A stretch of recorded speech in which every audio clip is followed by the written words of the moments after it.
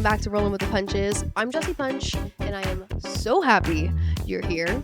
I am a little scatterbrained, though. We're on, week 3 of the season now? Only 3 weeks in, and I for whatever reason, am already, on one. I just asked Joey before we started who won this past weekend at Atlanta.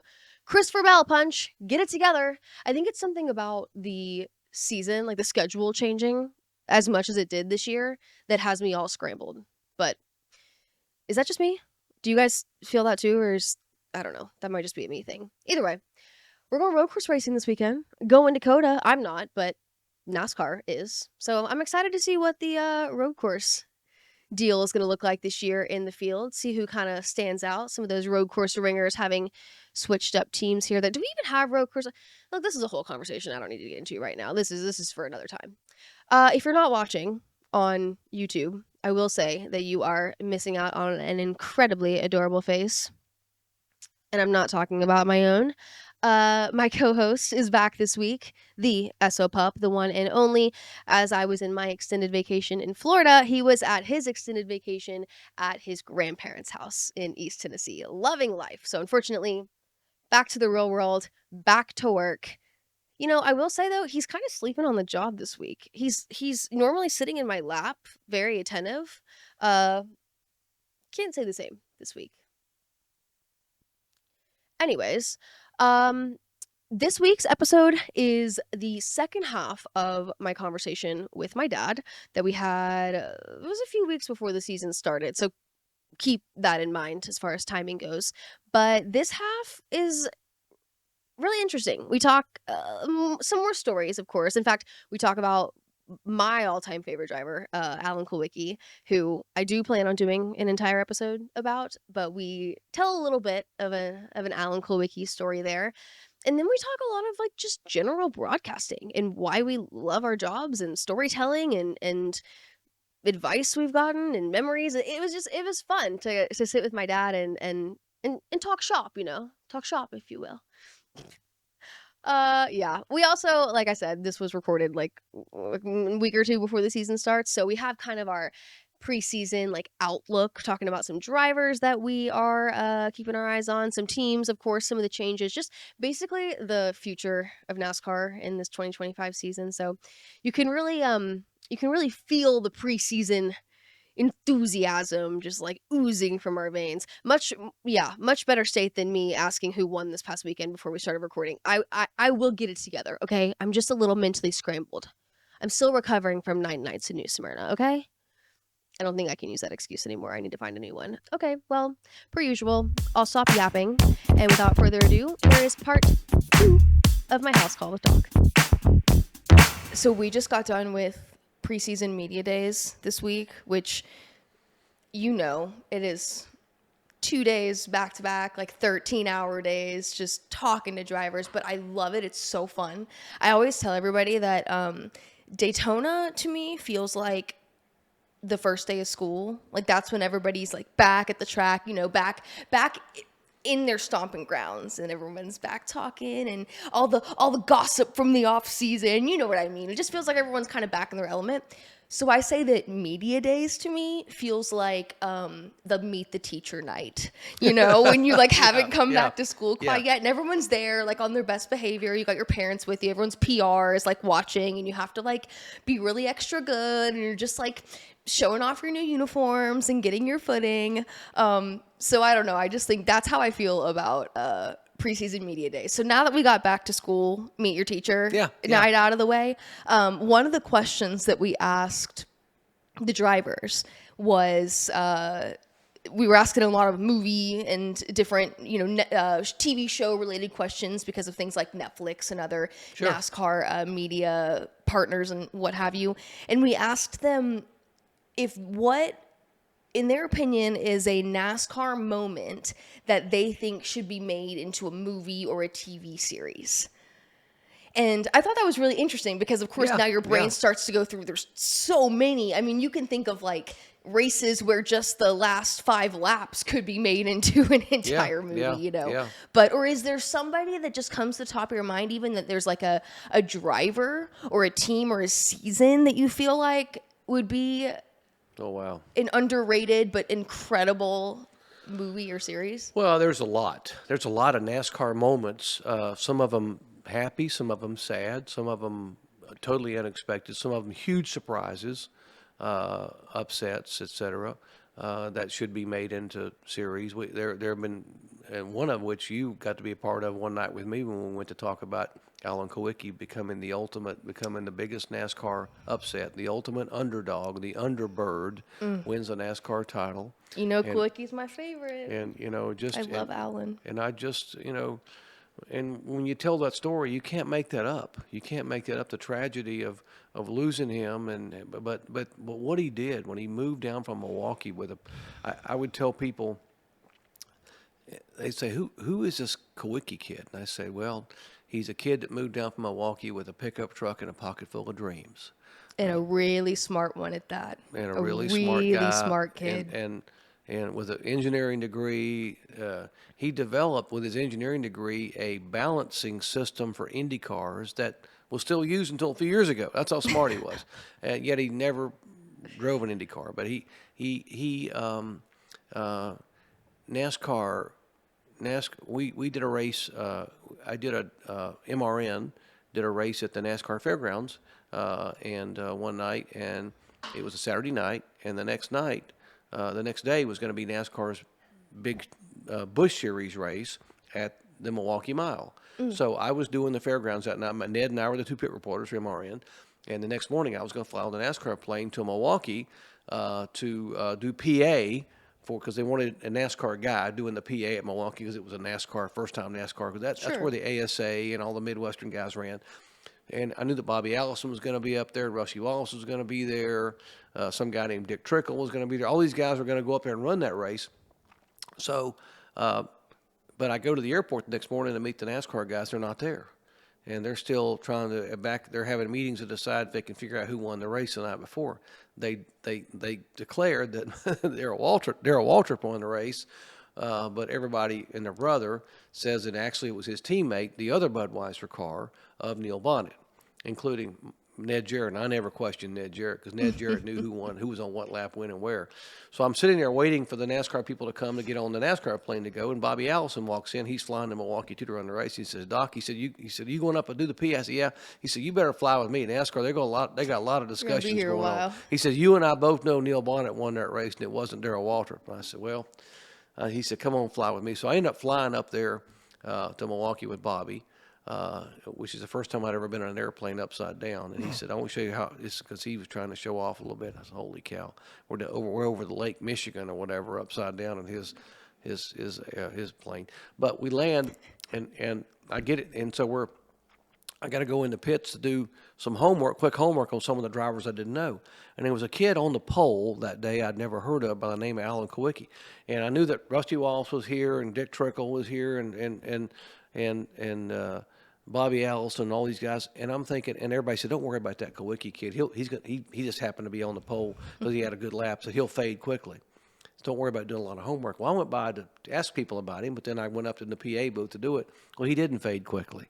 And he didn't fade at all, as a matter of fact. He didn't win the race, but he was there all night and so impressive with everybody. That's the first time I'd met him, and then he came south and we got to be friends, and primarily because he was such an educated guy, and he liked to sit and talk about things other than racing and engineering, and I love math and physics and being a medical honestly, doctor. So not a lot of race car drivers like to do that. There are a lot of race car drivers that really just only want to sit and talk about racing, and that's okay. Or want to go sit want to go hunting, or want to go fishing, or want to go sit. And I had plenty of times with other guys that I would go, go sit and do that, But Alan liked art. Yeah, Alan liked art, and I said, and I go into his house, he had all these, statues up and with lights on them, and I said, "What is that?" And he said, "That's art." And I said, "Okay, if you say so."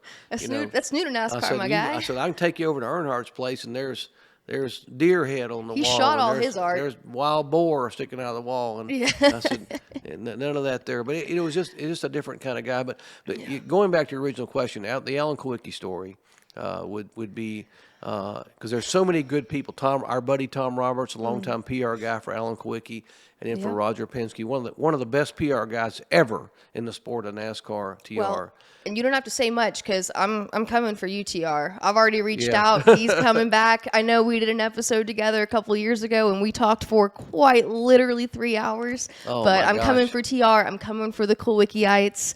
They are Yeah. just an incredible group of people, and that answer was my answer. So Yeah, I'm glad that we're on the same page, because Alan Kulwicki, I could go on and on why he's my favorite, but he just, to your point, he was a different kind of guy, and he was unapologetically Alan. He did everything Yeah. his way. Yeah, he did He it. never did it. asked for anything differently. He knew what he needed. He knew what he wanted. He asked for that. He was about it.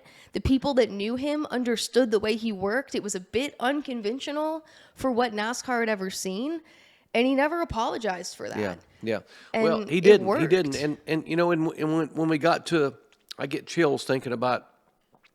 I was hosting the NASCAR awards ceremony that night in the balcony, live on ESPN with Benny Parsons. So, and Alan, we had done our rehearsals the day before, but Alan was going to come out.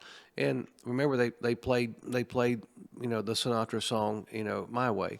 Well, Alan, TR can tell the story. Tom Roberts can tell the story because it's really a great story about how that song came to being. But they kept the champion gets to pick the song he wants to come out to.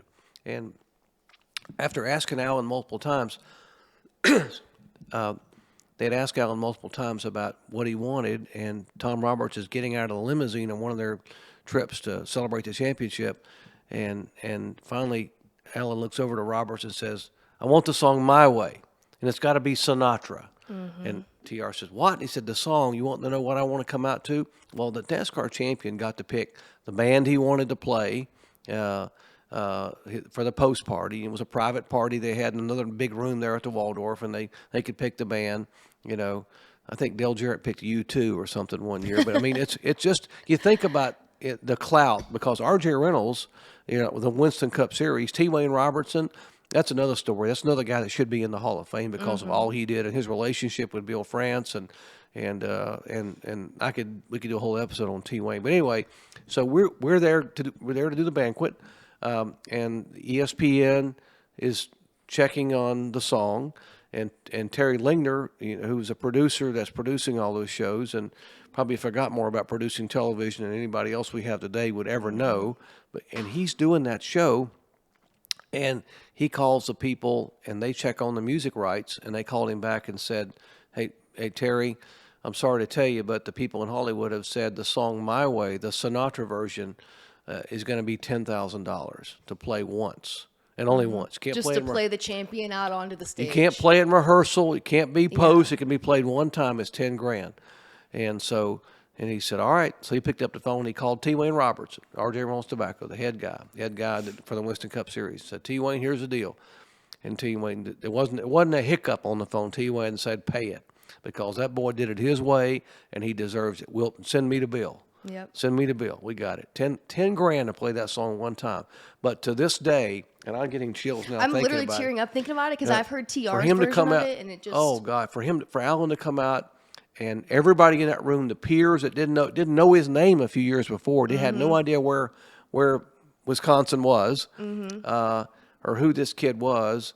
For him to come out on that stage and everyone stand to show their respect, and they played My Way, Sinatra. And if for those of you watching this podcast or listening, you want an emotional moment, turn the song My Way on and listen to the first 3 or 4 bars of the words. And now the end is near as I face the final curtain. You think about that, and just a few months later we would lose Alan. Gosh, it chokes me up just to think about it. I have a hard time talking about Alan's career without getting emotional because of TR and the friendship that we have developed with him, and the kind of person that he is, and the way that he tells that story. And again, I fully anticipate having TR on an episode, so I don't want to tell his story too much, but even just for the sake of us sitting here talking about this right now, one of the coolest things about that story of just that banquet night, talking about making a Netflix series or a movie or a TV show about that. Just the night of that banquet could be a movie in its own, because TR tells his side of the story. And being his PR with Alan, he's been with Alan all day long, doing all of the media that you have to do there in New York. He's the champion. You know, they've been in the limo, and as we've already established, not really Alan's MO. Not really a big, you know, media scrum, glitz and glam kind of talk about myself and my accomplishments kind of guy. Right. So to be schlepped around in a limo in New York City all day in his dress clothes talking about winning this championship, and he's the car owner, team owner too. So he's really got to talk about himself a lot here. So TR just mentioned, you know, they've been all day long, and Alan's been in just not the best of moods. And I guess TR had mentioned to him, hey man, they need an answer on that song. They want you to pick a song and they need an answer. And he said Alan just didn't give him an answer. He just didn't give him one. And they went through the entire day, and TR said, I'm kind of walking on eggshells with my driver all day because it's been a long day and I know what I'm working with, and we got the banquet and I'm trying to keep him happy and I'm trying to keep sponsors happy. And they get to the very end of the day of doing all this media, and Alan, they're at the hotel, and TR's already thinking to himself, like, well, do I ask him again? Like, they really need an answer. And Alan's stepping out of the limo, and right before he closes the door, he peeks his head and he goes, my way. But it has to be the Sinatra version. And he slams the limo door, and TR's like, all right. And he gets on the phone and calls up NASCAR, and he's like, I got your answer, and it's my way. And so then he goes on to say he had no idea the behind the scenes element then, but that phone call sent Terry into a $10,000 spiral of, can we pay for this? And it's just the element of this being this whole story of this song. And then to your point about how much that song would go on to mean, it's like, you can't write those kind of scripts. You know, and when they had the Kawicki driving, you know, awards ceremony, The Kawicki Driver Development Program, which TR banquet, runs now, and they do it in Charlotte and at the Speedway Club, and you know, I emceed a couple of nights there and spoke a couple of nights, and they brought in the crew from that all those guys that were a part of that crew, and you know, a whole episode. It could be a whole episode just on that last race in Atlanta, on what happened and how everything had to fall in place, and how we were trying to count laps, and you know, Ken Martin, who now works for NASCAR, worked for ESPN, was in the booth, and we didn't have digital scoring. They're up there with a piece of paper and a pencil, and he and our pit producer, and they're counting laps, and I'm talking to the crew chief and trying to tell him how many laps, because he's almost out of fuel. He's got out of gas. He's got a pit. And this is the championship. You can't mess this up. You can't mess this up, and so they're saying that he has to lead. If he doesn't lead the most laps, then Bill Elliott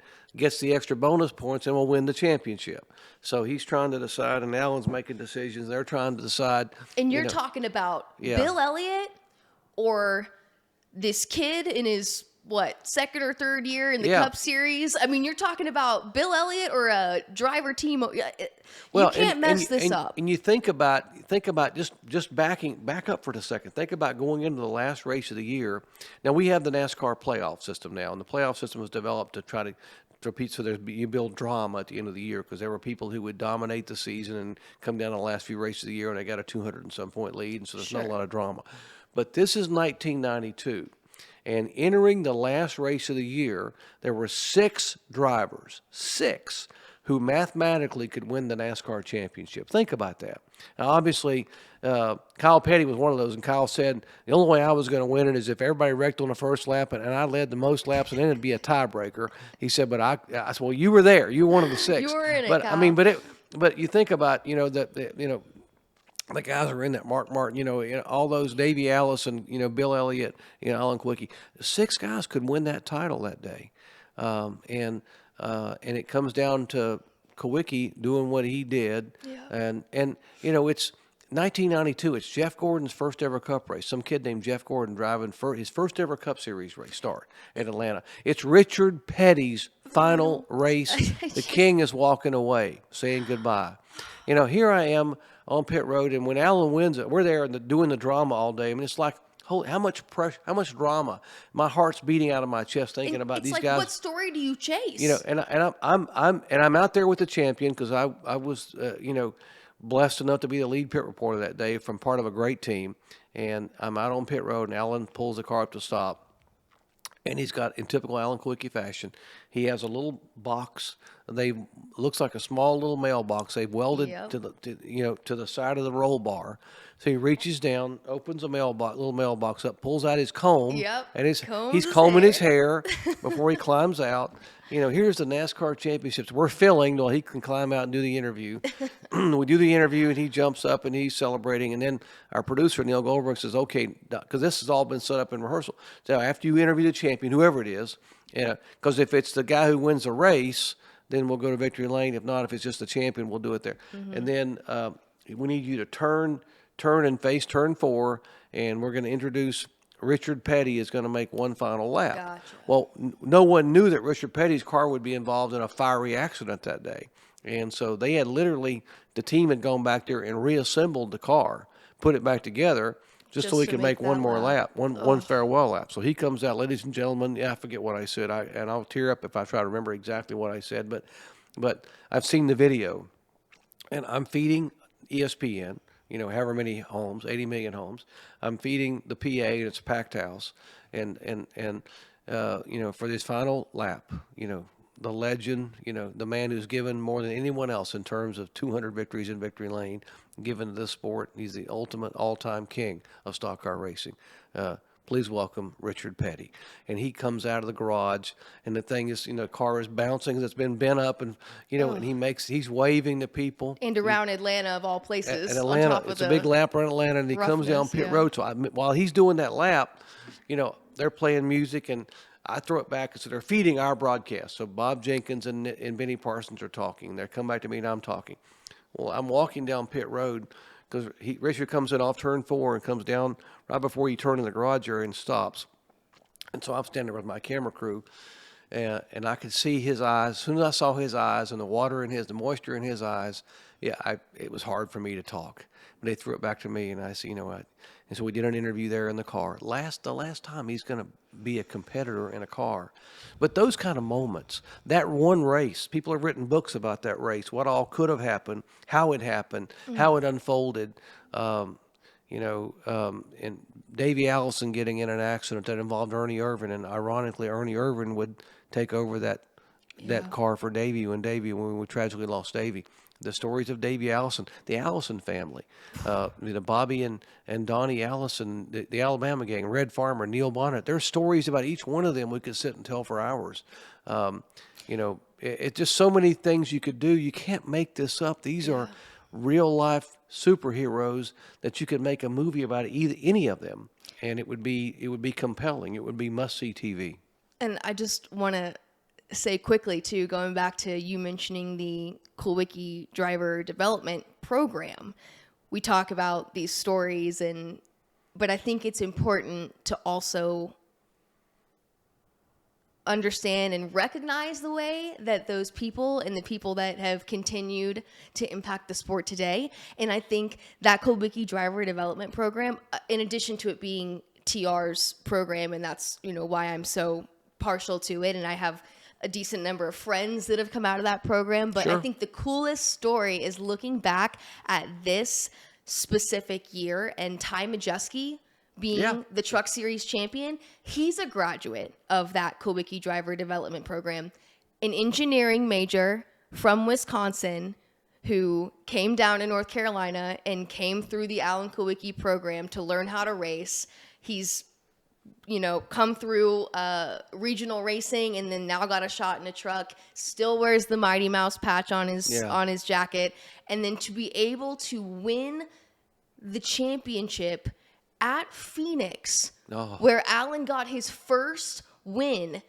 So the person that he grew up channeling and gave, and really that program giving him the opportunity to be where he's at, to do the Polish victory lap down the front stretch at Phoenix, if you can stand there and understand and put those puzzle pieces together and recognize what you just said, the stories that you could write series about, and the way that they're still impacting our sport today, if you can really stand and understand those moments, the way that you'll appreciate the moments that you see today, I just stood there watching that, just, Well, and you think about him, you think about Ty, you think about Alan, you think about TR. When the family decided they wanted to be able to honor Alan's memory, and they decided to put this together, and they formed a board of directors, and they had to find a way to fund it, and but it wasn't just about finding a grassroots short track racer. Everybody that ran short tracks all over the country wanted to be a part of the Alan Kulwicki Driver Development Program, but they only could allow so many in. But it wasn't just about how many races they won and how they raced. Winning this program also involved off-track activity. Yeah. How much do you give back to your community? How much, what kind of caring person and what kind of character do you have? As we said earlier, it's what you do when no one's watching. So the people who win that Alan Kulwicki Driver Development Championship every year are not only winning race car drivers, they're winning off the track in terms of their character and the family, what they do for others, their volunteer programs, their charity programs, their donations. They are so giving, and their hearts are so big away from the sport. And that's what I think would make Alan so proud is the fact. And then you see a young man like Ty Majeski winning the NASCAR Craftsman Truck Series Championship. And I love saying that because I got to call the Craftsman Truck Series back when it was the Craftsman Truck Series. And then doing the Polish victory lap at Phoenix.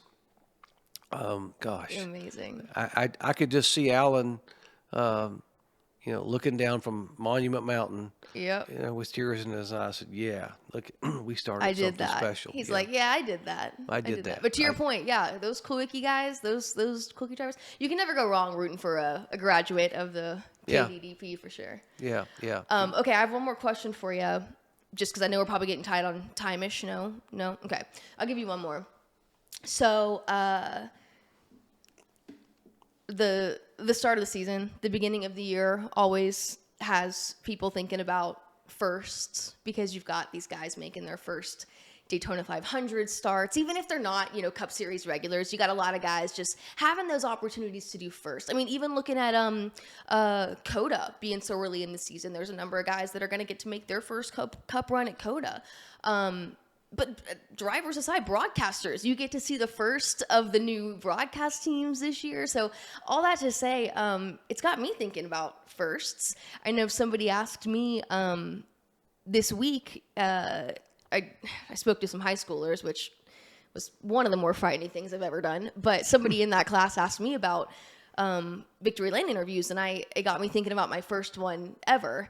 And I think I've told you this story, but I'll tell you my first story that comes to mind, and then I want to know, I'll give you time to think on it. I want to know what one of your firsts was, whether it's a first broadcast or whatever. So while I tell my story, I'll let you think on it. But funny enough, my first Victory Lane interview was at Daytona, and it was probably 2019, I would have to say, 2019. And I was as green gets. Like, this was my second season with NASCAR, but first season traveling. And I look back at pictures of myself and I am like unrecognizable. I'm in like my NASCAR polo, I am just like so happy to be at the racetrack working, holding a microphone, But again, I am bottom of the totem pole when it comes to media. Like, I'm just happy to be there. So, I'd have to go back and look at it, but it was the duels, and I find myself in Victory Lane. I'm ready to do my first interview, and it is Jimmie Johnson, of all people, who wins the race. And I'm like, okay. So I wait, and I wait, and I wait. And I think about it now. Thank God it was Jimmie Johnson, because Jimmie Johnson's not the kind of guy that's going to leave Victory Lane with media still standing there, especially at the point that he was at, because he knew he probably wasn't going to see a lot of NASCAR Victory Lane, at this point in his career. And even people he had no clue who you were. Exactly. Oh, for sure. And if there was any relevance at all to your microphone or your interview. Exactly. He was going to wait and make sure that everybody got what they needed because he's just that kind of guy. So thank you, Jimmy, for that. But I was the last person, no exaggeration, the last person to do that interview. And I think a little bit of that was also me like stepping back. Oh no, go ahead. No, you go ahead by all means. Cause I know I'm like, this is my first time. I'm like, you take it away, you know, I'll wait. So there was nobody else there, and I don't remember a dang thing about what I asked him in that interview because I'm sure I just stood there and probably ran those questions through my head a million times. But I just know that he was so kind to me. He had no idea who I was, you know, and he had no idea this was my first interview. But he treated me with so much respect, and it's pretty cool because my producer, who was also running camera at the time, Chris Cook, because we were a make it work kind of team, you know, we were just getting it done. But we looked back on it a couple years later and we were like, honestly, that might be Jimmy Johnson's last Victory Lane interview with NASCAR ever. You don't want to think that way, but if Jimmy never finds himself back to Victory Lane, and I mean, we don't go around advertising this, because I mean, if you go find the interview, it was probably like, woof, real rough, you know? But it was just one of those funny things that we were like, we stood and waited in line for so long just to have our chance for that like shaky microphone first. And when you think back on it, like, I don't wish that for Jimmy. My gosh, I would love to see him find success in NASCAR again. But like, at the end of the day, that's kind of a cool thing if that's how that goes down. So pretty cool first for me. I'll always be able to tell that story. Pretty special. And then, and years from now, Jimmy could say, you know what, I knew her back when she was, she, Yeah, Jimmy's gonna be like on his yacht in Yeah. St. Lucia or wherever he likes to He's vacation. gonna be in the I don't Greek think he's islands gonna and be saying, thinking "Oh yeah, a that." damn thing about what I'm doing. Yeah, But, exactly. But again, like I said, I'm just appreciative that it was that Jimmy is Jimmy and he's the kind of guy that he was, and that he waited around for a first time Victory Lane pit reporter like me. You know, the sad part is I don't remember. I can't to this day because I there was so much of my life that is a blur back then from from being in college and being in medical school and being so tired that. But You don't remember doing your first Victory don't Lane interview I on the don't- beaches at Daytona? I don't. Yeah. I remember Fonnie Flock and I were down at Turn 4, and no, I don't remember. You know, Do you remember your first broadcast? Yeah, Maybe. Ben Hur and was having trouble with getting the chariot to turn left. I don't know. I don't know. I don't quite honestly. Ned Jarrett. I was such a mentor, and he did Victory Lanes, and I was there. And then as he would go off and do more and more television, and I would do MRN, I was sort of filling in the pits, and I got to do Victory Lane. I remember, you know, that it was just, I was, I did 28 Indianapolis 500s, but we had a senior pit reporter there. Jack Arute was there for a lot of years, and so he did Victory Lane. And even though, and then when he finally, he moved, when some things changed, I remember getting to do Victory Lane. The first Victory Lane I did it at Indy that I was going to get to do was in the pouring rain, and they did it inside in one of the garages, and I was so disappointed because I was finally going to get to do Victory Lane at Indianapolis and at the Indianapolis Motor Speedway. So, And you did it in like the did media center room or whatever. We did it in the garage. They backed the car in the garage. It's pouring rain, but there's so much pomp and circumstance there from the wreath, to the drinking of the milk, and to the Indy 500 Queen Princess that gives them a kiss and all those things. And but it was always here's the thing that Ned always taught me, and I try to remember, is that when you do those interviews, whether it's a Victory Lane or a driver, and whether it's a go-kart race or whether it's the Indy 500, it isn't about me. It isn't about me. It isn't about the broadcaster. It isn't about the announcer. When I interview a coach, I don't need to be standing beside them elbow to elbow, shoulder to shoulder, so that it's a two shot on camera. It should be the coach on camera, the emotion of what he's showing. Now, post game, sometimes I stood with those coaches and I would get doused with the ice water or the Gatorade, and they would get missed. But that is what it is. It's funny. That's actually the first thing I told those high school kids. One of their questions, I said, when you're doing an interview, it's not about you. Yeah. You are merely the vessel of communication with which you pull the beautiful information out, or you make it sound pretty for the people at home. Like, it is not about you. The less you can say and the more you can tee them up to say more, the better. So yeah, I mean, you're right. Yeah. It's Yeah. interviewing 101, but it's amazing that a lot of people don't really necessarily learn that. Yeah, and you learn you want to be able to ask how and why questions. How you ask a question. So many people who do things today ask what and when. What time was it, or what year was it, and they can give you a one-word answer, 1997, or when did you? No, but how did you decide? What prompted your decision to call that timeout with 4 seconds on the clock?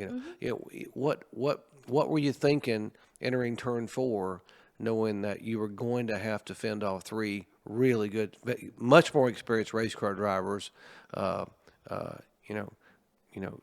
Trevor Bayne. How was that going to? How were you going to do that when you're 21 years old and you run one NASCAR race and you're about to win the Daytona 500? I mean, you ask questions that require answers. They can't give you a yes or no or one word answer, and especially when people and you ask questions that allow people a chance to think about an answer and do not impugn or take away their dignity. You ask questions that give people a chance to explain their actions. Even if they've done something that they're embarrassed about or they shouldn't have done, you give them a chance to explain that without, indicting them for what they did.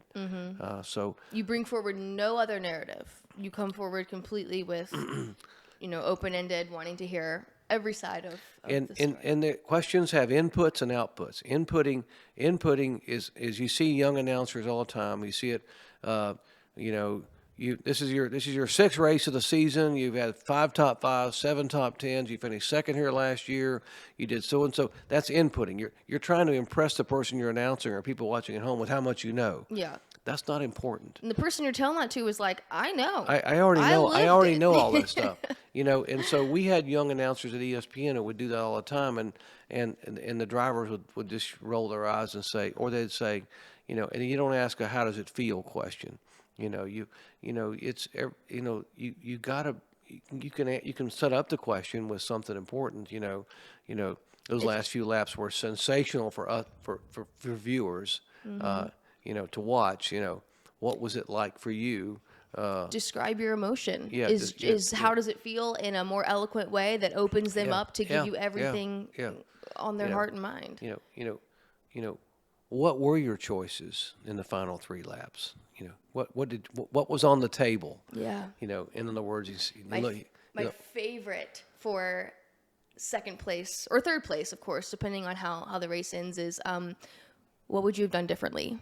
Is one of my favorites. Of course, after you get their side of the story, it's not question number 1, but it gives them, to your point, especially in a lot of the realm of racing that I work in, whether it's, regional racing or modifieds or whatever, it gives a lot of these guys an opportunity to explain their thought process and say, you know what? Yeah, everything happens really fast, but if I had one more lap, this is what I would have done, and I think that's really interesting because, especially too, going back to the grounds that I work in, I love that question in things like modifieds, or I'm sorry, in things, modifieds too, but ARCA, because you get to actively see and hear and watch these guys grow and learn, you got on camera one of these guys saying, this is what I would have done differently. And then if 2 races from now he does that, you're like, look at that, he learned. It's super cool to watch. And true. And like later tonight or next week or a month from now, how will you feel about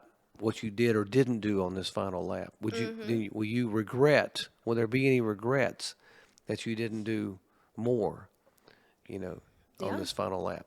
And some people will say, when I get back to the hauler, my dad or my wife is going to tell me, why in the world did you not lay the bumper to him or the fender or the grill or whatever, because he's never done you any favors.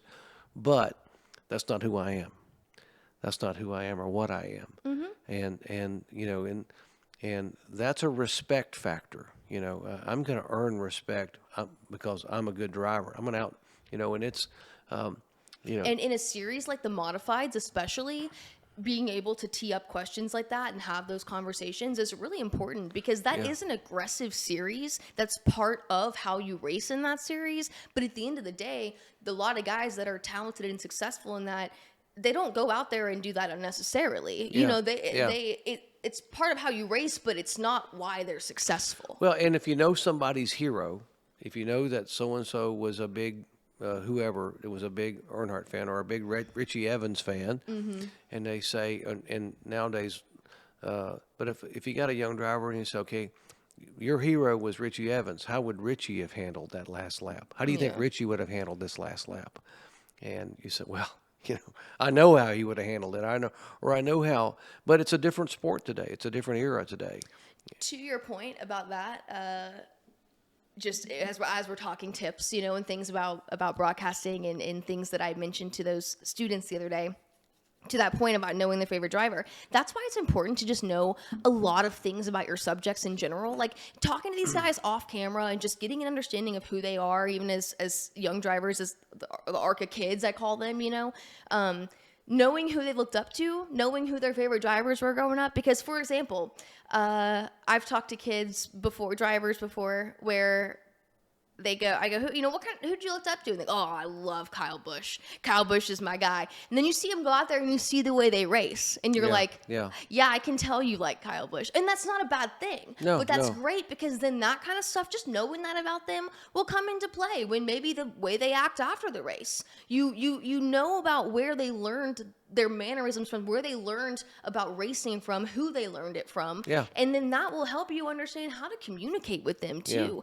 And also understand like ways to inadvertently teach them about the way that they're acting by going back to your point about the question, kind of in a way comparing them to these people that they grew up to, looked up to, and it gives them an opportunity to see themselves now in this racing world, now that they're on that same pedestal. Well, I think, and I agree, Jesse. And I think one of the arts and skills we don't do as much. I'm not going to say we've lost, because not everybody's lost it. We still have some of it around, but it's more rare.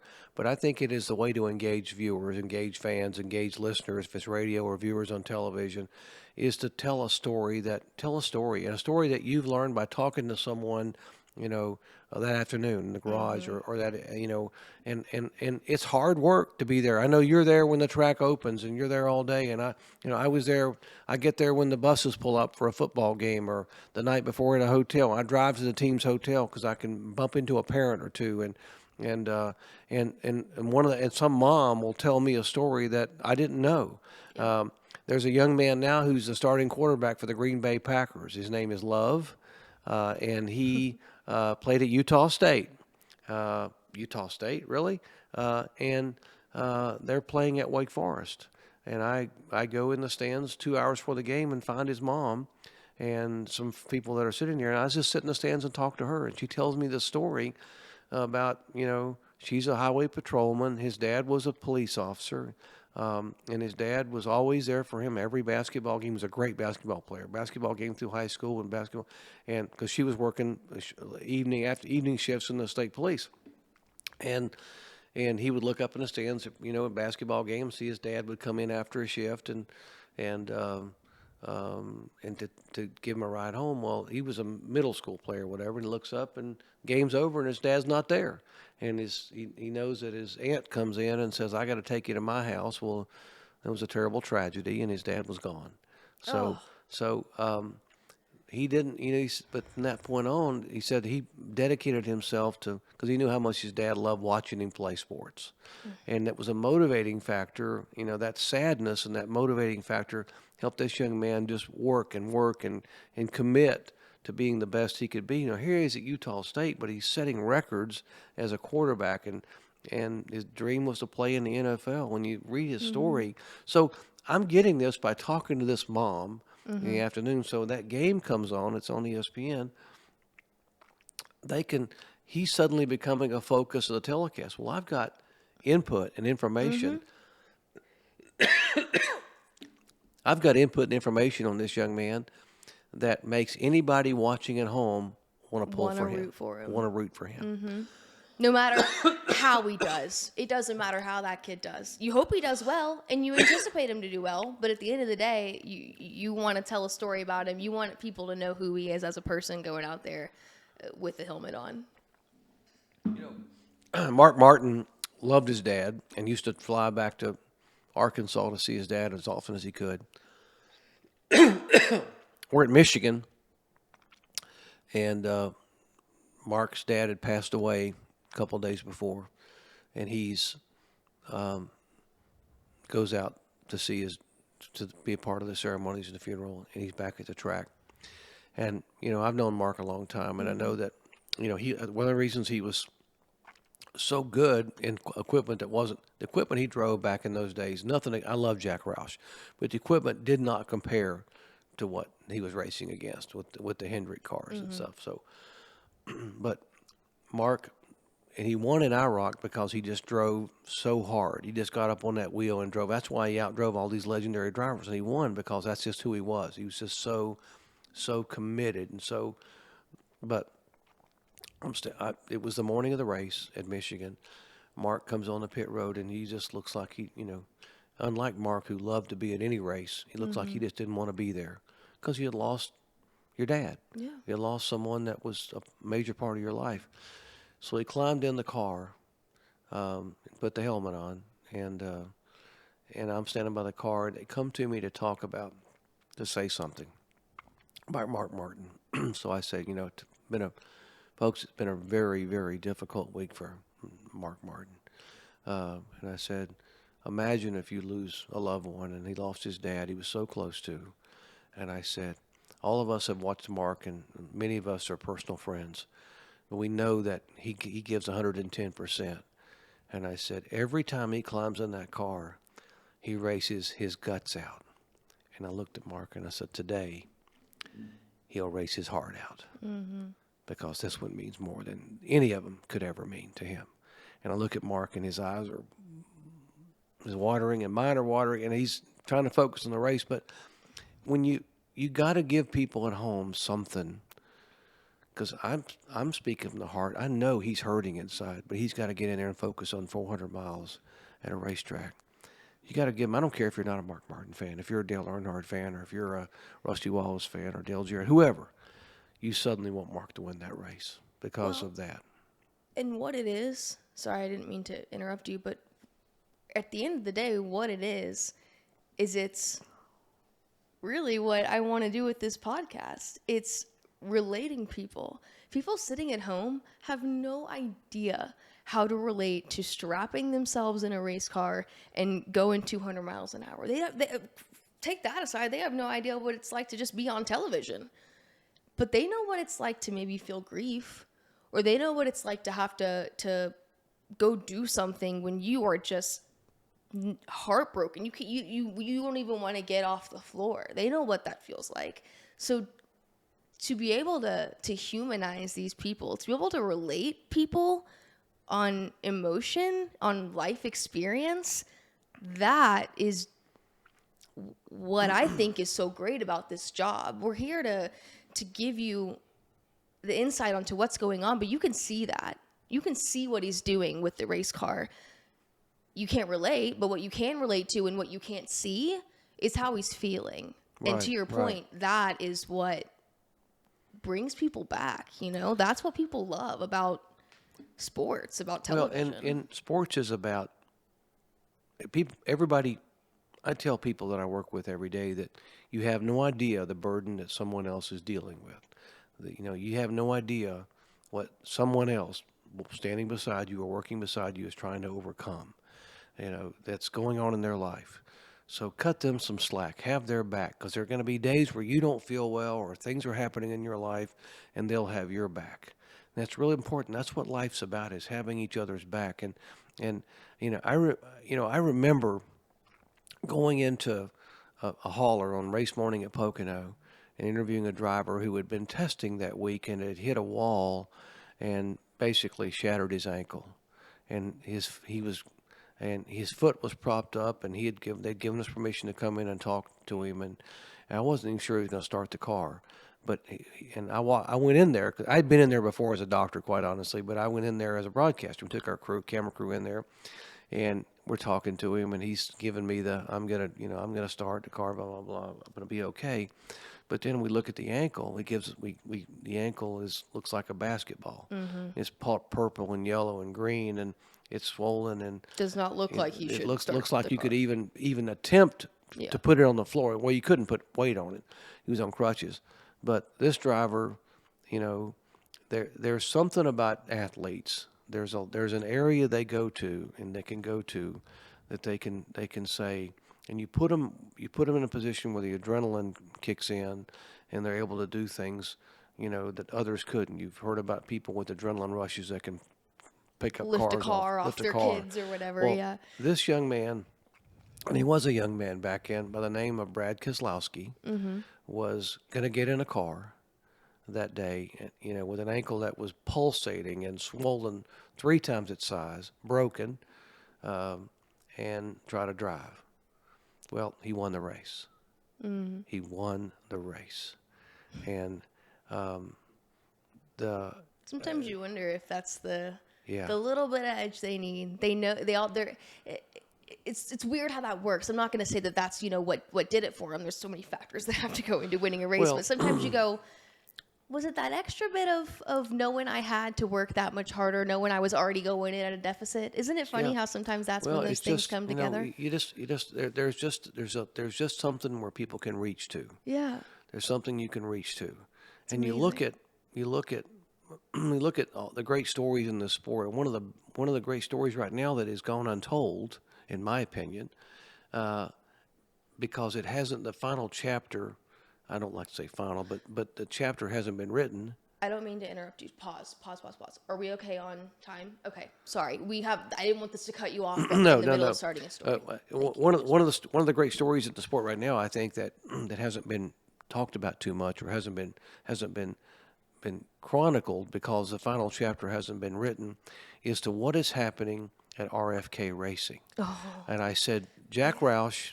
I've been friends with Jack Roush a long time, and I was there in Daytona when the Roush people came to me and said, would you come over to this motorhome in the infield for a meeting? And I said, well, I'm a broadcaster. I'm there to do it's speed weeks, blah, blah, blah. And I go over, and there's a guy John Henry, who owns Fenway Sports, sitting there, who owns the Boston Red Sox, who owns all these different entities. And so his people are there, and Roush's people are there. Well, they've asked me if I would MC this announcement down at Jackie Robinson Park. And they're going to announce the Roush Fenway relationship. And so I go down there, and there's 3 of Jack Roush's greatest drivers, 3 of the greatest Boston Red Sox players there. That's amazing. There's a table in front of me right at the home plate, and on that table is the NASCAR Winston Cup trophy and the World Series trophy. And here's John Henry, and here's Jack Roush, and the whole thing. And so I got to be a part of that. But then you realize that Jack was such a proud man and so successful, and he had some health issues, and Roush Fenway Racing had fallen on hard times. And they've had some really good people work there, and the guy that's been president there, Steve Newmark, has done a great job, and he's really worked hard, but he couldn't do it alone. There were so many things he had to overcome. But then you go out and you bring in someone like Brad Keselowski, who is special in so many ways because of growing up in a racing family, being around people who had nothing, seeing his dad and his uncle race, and I covered them in ARCA, and to see the break he got by Dale Earnhardt and Dale Earnhardt Jr. to get in a car and launch his career. And now he's taking it back full circle. He's paying it forward. Full circle, going back to a man who's meant so much to Ford Motorsports, and Jack Roush and the Roush Fenway Keselowski team. Wow. Would I love to be there in Victory Lane when that comes full circle, when Brad Keselowski takes that team to a Cup Series title? Well, to a title. Yeah. I mean, honestly, it talking to him at Media Day and hearing him talk a little bit about what it's like now being driver owner, because he's had enough time to really kind of get his feet wet. He can speak a little more to it now and what that's like operationally, and Oh, he is just so educated. And we already knew that.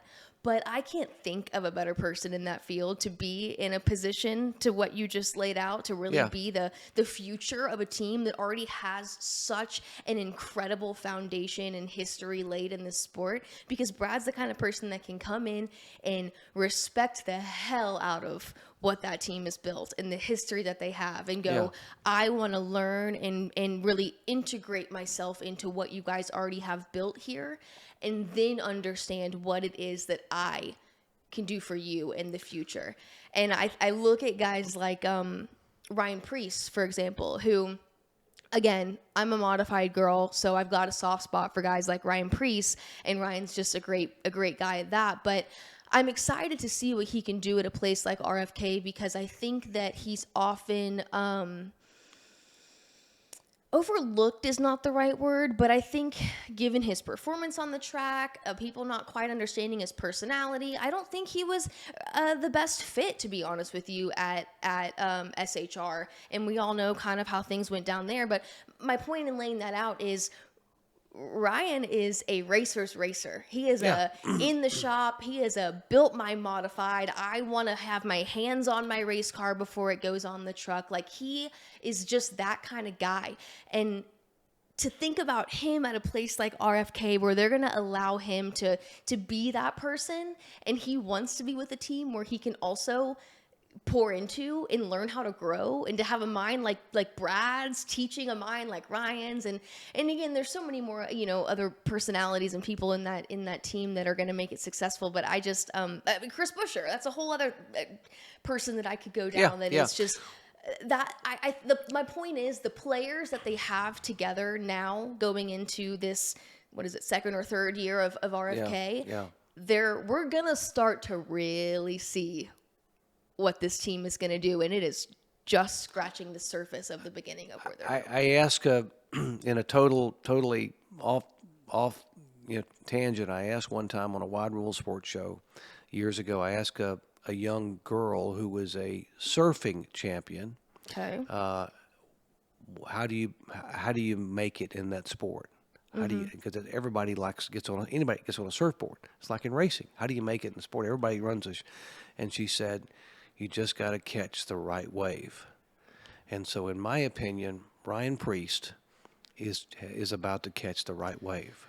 Yeah. I think this is a year that I hope so. And his talent, he's been not unnoticed, but possibly unappreciated. That's the word I was looking And for. I Yeah. think that someone like him, this is a sport that has ebbed and flowed. It's had peaks and valleys, and I think that it's on its way back in and on its way back up. And I think that, and it was maybe overappreciated in the 80s and 90s because the ratings and the attendance was there, and it was like everyone took it for granted. And then there was some administrative changes in NASCAR and some decisions that were made that, I'm not saying the people who made them were bad people, but I think they just didn't understand. They made decisions, they thought they were taking the sport in a certain direction, and it didn't do well. And now, Jim France has had to step up, and Jim's always wanted to be the behind-the-scenes quiet guy, not like his brother Billy, or his dad, but he's had to take a leadership role. And I think,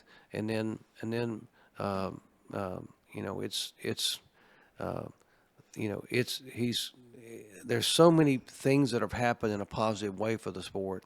The young Kennedy kid, Ben Kennedy, Talk about the future. he is his grandfather, I think, a little bit. I don't know him, but I knew his grandfather, Big Bill, and I knew his dad, and I knew his grandfather, Bill Jr., and his great grandfather. And I told him at an event at Watkins Glen this year, I said, I like how you think outside the box. I like what you're doing to bring this sport back where it started and bring the fans who are here, back inside, so we can all be a part of what's happening.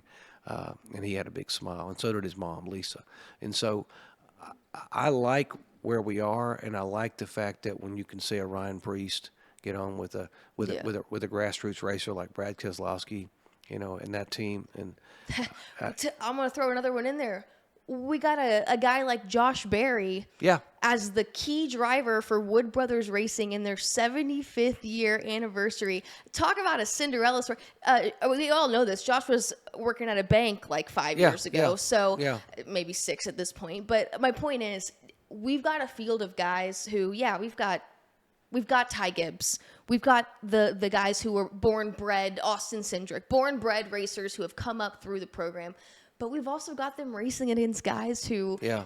you know, the blue-collar guys that are what made NASCAR. And it is really cool. I like where we're at as a sport, and I like where we're going. Yeah. Seeing the Wood Brothers be successful.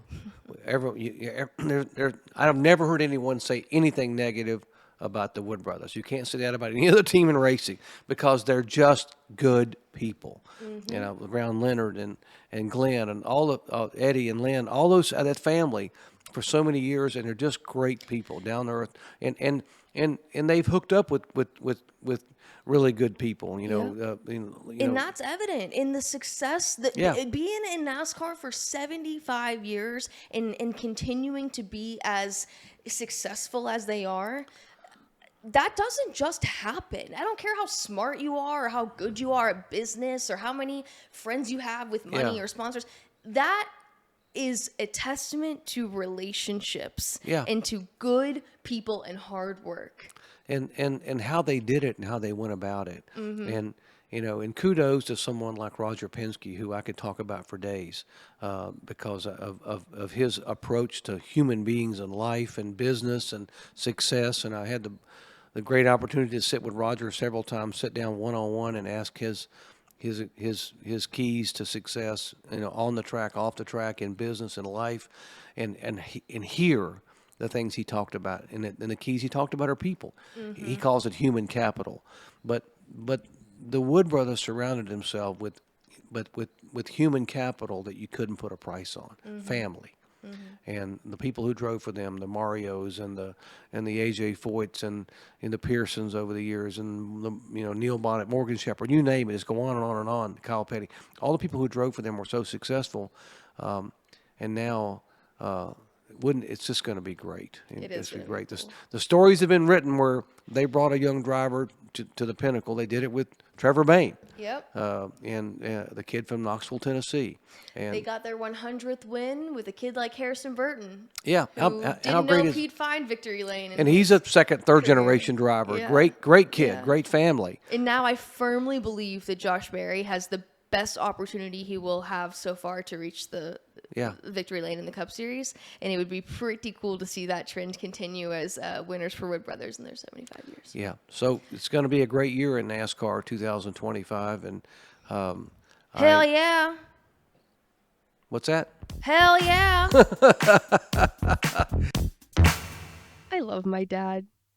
He's the best. I know I'm a little biased because he's my dad, but he really is the best. And it's just fun. I say this all the time whenever I do interviews with him, but I really don't take it for granted. And I'm excited to be able to have this platform to do, not really interviews, but just talk. Just like talk with my dad. Hello?